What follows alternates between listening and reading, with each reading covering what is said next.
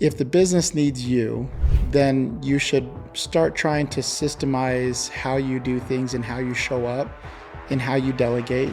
But I think there is a lot of awakening that a guy can have or an entrepreneur can have when they actually tell themselves that I don't know how to turn off this little valve in me that is constantly thinking and working, and my business is my outlet to kind of satiate that feeling. We're talking about buying back your time and finding those areas that you can delegate out to other people.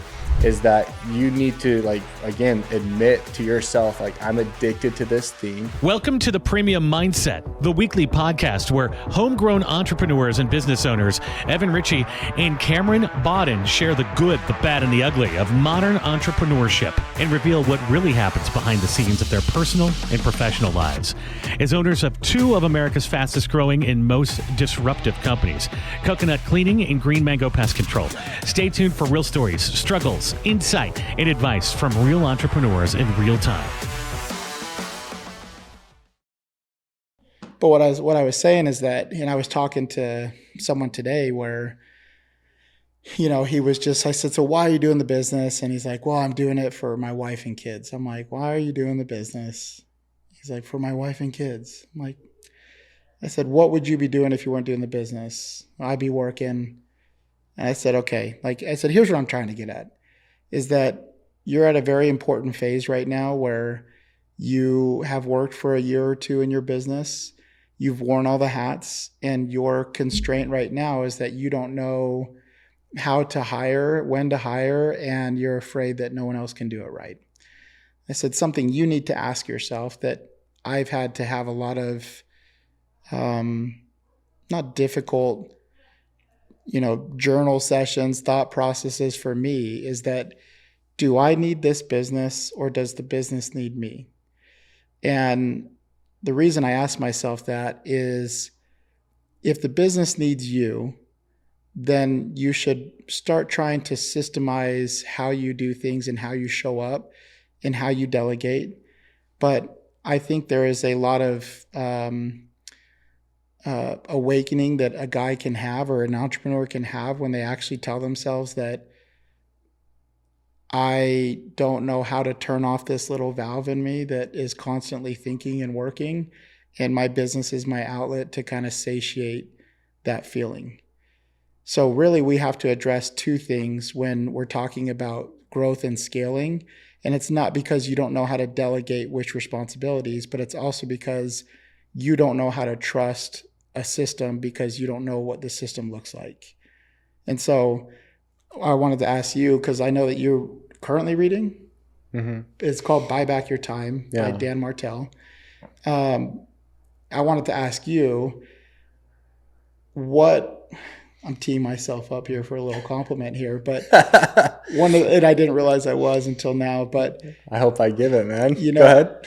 I think historically, one downfall that you would say you have is that very few people stack enough evidence in the favor that they are going to own their department, and it allows you to just move on with your life. Mm-hmm.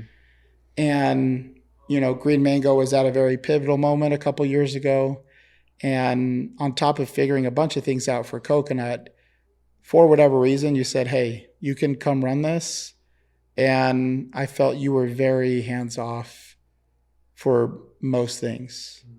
So in leadership, why is it important for you to make sure that this system is almost dummy-proof versus just finding top talent? Because I feel like that's a constant, error that people make, is they're like, if I just find a good guy, I'm good.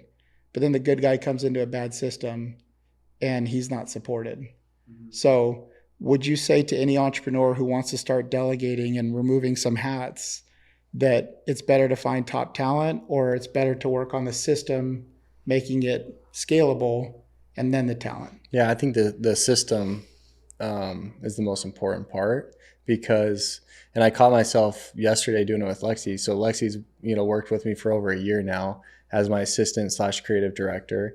And I haven't given up my emails to her. And anyone that talks about buy back your time is that's the first thing you do. And so with the emails, I was training her yesterday because I'm like, hey, I just want you to spend a couple of minutes. Like, I like going through the emails, and I think that's a bad thing. But I'm like, I want you to go through and get rid of like the junk. Like, I spend probably 5 minutes just deleting like the dumb like spam stuff. Someone from LinkedIn got your email, and you got something to say, by the dude, way? I think that is so freaking funny. Again, this podcast could literally be a shrine to like how good you are at business. But there is one thing that's always bugged me about you, and it's been your obsession with your emails. Yeah. And your little digs that you make when you can tell it's Katie responding and not me responding. And so like, it's great to see you come full circle to learn something your leadership, man. that I learned through my laziness, 2 years ago. In that, why is my email here? It's here for a means of communication. But at the end of the day, it's like a lot of the stuff I was getting was like, I didn't need to be involved in. There was people CCing me, and you've always just been that guy that comes in and you're just like, yeah, and I'm still holding on to it because really the only thing. Okay. Well, what I'm saying is like I'm like, this is the one where you can pick on me. The podcast you can pick on me is because I'm really only having her go through and like delete the spam stuff. And I've told her like, hey, you can categorize some of like the payroll preview that we get, put those in the payroll folder, stuff like that. But I mean, I'm still holding on to it a little bit, and I think that's a mistake. But where I was going to on that, I don't know. I'm just kidding. Why was I talking about that? Let me give me the compliment back. Is you have lived a entrepreneurial life where you always wear the hat before you hand the hat off, right? Hold on, I need to stop you because I'm going to forget it. Okay. Yes. Even when I was training Lexi yesterday on the email, how I wanted to do it is take that software that Kate loves where you can do like a screen recording and a voiceover. Loom. What's it called? Loom? Yeah. And I was like, this is what I'm going to do for Lexi because this is where I am weak. You made a Loom? No. Oh. I sat down with her and we're sitting on the couch while you're filming the Austin stuff.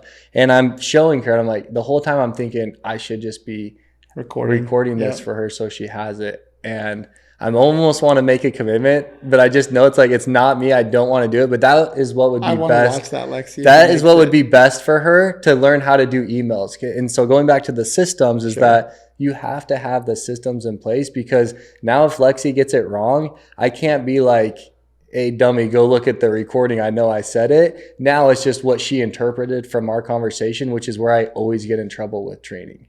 Sure. And that's what I hate. So I need to go do the Loom. Can you send me the link to Loom and how you do it? I'm going to do that for her. I want to watch that. Like when Kate sends me a Loom, I'm like, this is But so here's cheesy, the problem but with training and where I beat my head against the wall for 14 years at Green Mango is that a lot of that training would happen in person and everyone's interpreting things differently. We've talked a lot about this, right? But if you have it written down, that's why I went hard on the manuals last year. And I love you're doing videos because people learn better with videos than manuals. And it's like there's always good, better, and best. But like, don't just have a training conversation. And I just made the mistake yesterday. Like, I'm kind of pissed at myself right now. I love that. I think that's a very early stage to learn that. But where I wanted to give you the kind of please go ahead. Give you the compliment back is that. And I'm going to bring this up because of a conversation I had with Marcy today. Marcy has been our billing manager at Green Mango for 8 years. I think 9 years. Yeah. Okay. So when it comes to systems at this point and this level, like she makes the system. But giving it back to you is that you create such a standard that is very hard to miss. Like it's very hard to miss when you say, guys, 0 inbox policy. Anyone that emails you prior to 3 p.m., they deserve an email back by 5, same day. So when you give that to your company, and even in a very not so cynical way, but you know that they're not going to perform 100%, it's a lot less likely that they're going to miss bigger because you're very exact. And I would argue that you can't be that exact until you've created this particular set of standards. So I imagine this video is going to be like, and if this person emails me, they go right here. And I need to know when this. So to any entrepreneur out there that's listening to me say, hand off your emails. I don't recommend that. What I do recommend is creating a format in anything and saying, here are the standards for which you can operate in these emails. But even Katie, who works my emails now, I say, if there is ever an action item for me, you screenshot it and text it to me. But everything else, like, send me anything new and I'll share what I would say. And then over time, it's like she just, some people are CCing me and they're just like, all right. So I would just say, Katie, thanks everyone. Appreciate the update. And then in our one-on-one, she says, hey, Joe and Gustavo are doing this, whatever. Okay. So I will say that it's always been something I've watched you do. And Marcy today said, as she is exiting Pesco and she has a good opportunity. She said, I just look forward to Pesco trying to honor Cameron's standards of collecting. But here's the cool stat that I want to tell you. I don't think you know this.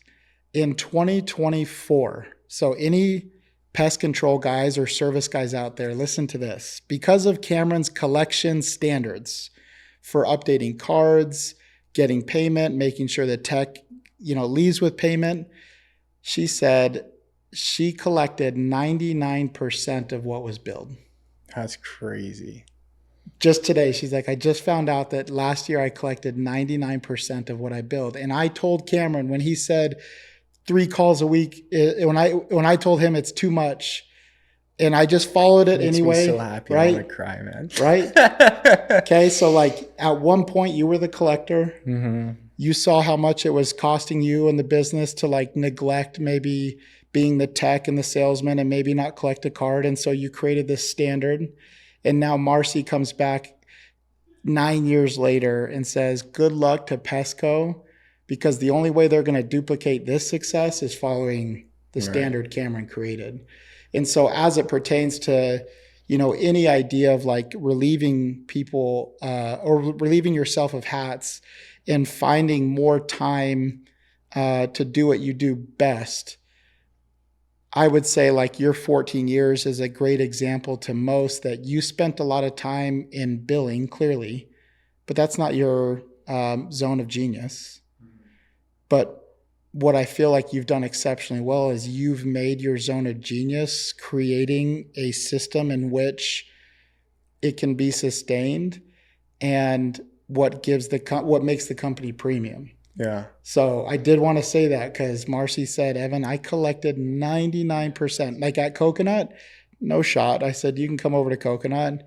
But for a $27 million company to collect 99% because of your standards, I would say that that's the right way to do it. And I imagine your emails will be done just as good because you've created a very particular particular way in how you pass the torch off and ultimately buy back your time where, you haven't worked in 3 months. So it's like, well, so I want to go back to like, what's you're saying? Does the business need you or do you need the business? Correct. Is that the quote?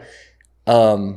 I think that's the biggest problem why people don't hand off. So the principle behind buy back your time is that essentially you take 1/4 of what you make. So you could break that down by year, by quarter, by hour.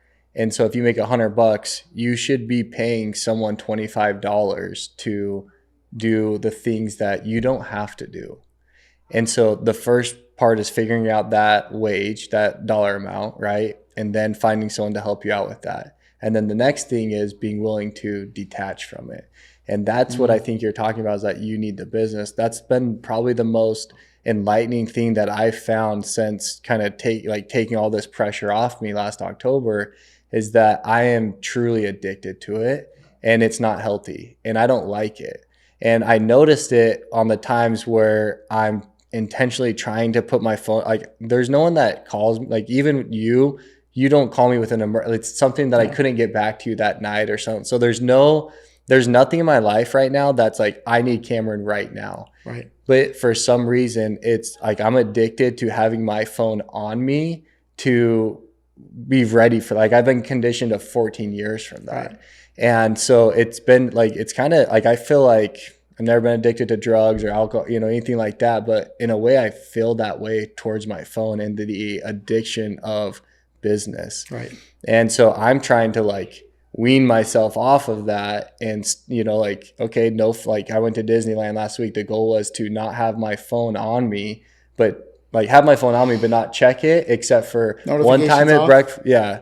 Which that's been like, I think a couple of years now for me. Oh, wow. Okay. I didn't know that. Except for like, so unknown callers off, no text alert, no email alerts. Okay. So, but my goal was, again, and this is kind of going back to our last podcast, to not have my phone on me, to not check it all day. I know I can't do, like, I'll be more miserable than happy. Yeah. And so my goal was, okay, I can have my phone on me, but I only check it once at breakfast, once at lunch, and once at dinner.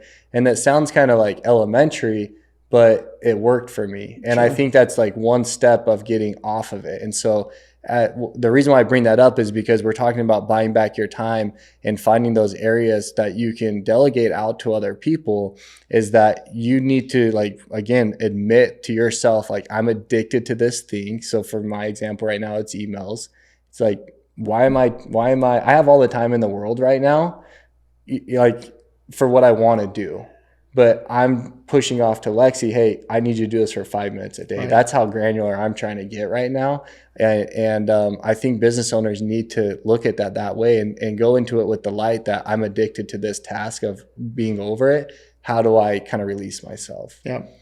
Yeah. No, and the reason why those two principles go together so well is that I think even though the people might end up admitting that they need their business more than the business needs them, is that, like, it's okay, because you just have to remember why you started the business. And oftentimes it was to create a life with some passive income, but also an outlet for your creativity. And so when you help channel people in the direction of saying, look, you can still satiate that need to, like, stay working and do all those things, but, and this is what you kind of taught me with, like, health and fitness and goals, is like, and Terrence said it too. He's like, Evan, I'm not going to force you to do anything when the pain of, I forget how it's properly said, but when the pain of change is, less than the pain of, like, staying the same, that's when you will change. Mm-hmm. And so a lot of business owners that maybe do some self-reflection, they're like, yeah, I am a workaholic. It's like, well, great, there's some solutions here. Mm-hmm. You can get the same desired outcome as far as finances go and give yourself a higher, opportunity for success with your wife and your kids by allocating some portion of what you want to take and truly trusting someone to run and maintain that. So instead of doing that thing, your job becomes checking in on that thing and having some due diligence there and making sure it's done right. Well, that's what, like, let's get into this real quick. You brought it up yesterday. I don't know why it got brought up, but there's a client that you're talking, I don't even know. I think they're a buddy. I don't think they're a client. But, like, they own their own business, and he was telling you that, like, no one's going to do it as good as me. Yep. Everyone can do it 60 to 80%. Yep. And that's like the key of what we're talking about here, is like, that's like, first acknowledge that no one's going to be as good as you. And that, like, you'll notice that, like, that's not true. They're going to be better than you. Yep. But, like, at the beginning, okay, cool. Like, have that expectation, right? Just put yourself to go in and do the 20%. Yep. And I didn't know this. You're a huge Gary Vee fan. Yep. And I was listening to a podcast or something the other day where he still goes in and approves a lot of his posts and actually, like, writes the caption. So he has a team of like 30. And I don't know if this is old. It might have changed by now. But, like, his thing is, I want to put, like, the last touch on the social media. Even though I have this team of 30, I'm going to go in and maybe they write the caption and he reviews it all and changes or adds a couple sentences, whatever it is. Like, he adds the last 10, 15%. Why not do that with your branch manager, with your tech manager, with your billing manager? And even if they do it 80%, come in and finish that last 20% through reports or through, review with them. And now you have 4 hours, 5 hours back to your day to go out and do what you need to do. And that's kind of where I see a lot of business owners making the mistake, is that, a lot of great salesmen start a business. I have, he's probably going to be a soon to be brother-in-law. He wants to start a turf cleaning business. And I was like, hey, like he's a good salesman, right? But what he's going to get suckered, and we didn't get too far deep into it, but the problem is he's going to get suckered into being the office manager, the billing manager, the technician, and then he's going to get away from being a salesman. And so what I would, I know he listens to these, and so what I would say to him, and I'm happy to talk more about it, but this is like, we have these conversations every day with people about, business, and that is go hire those people right away and just stay doing what you're great at, because you're going to be able to perform and increase sales. And again, it's going back to that 1/4 is that, hey, if you can go create $200, $300, $400 worth of sales an hour, you can go afford, these $18 to $20 an hour technicians to go clean the turf, and then have go do the quality control if you want, and just know they're going to perform at 80%, and then just have quality control to make sure they're hitting that 100%. And that's the key and the principle behind, buy back your time. But it's like getting really specific on everything in your life. I would listen to Gary Vee. So what I'm about to say, go that route, because the guy is extremely successful.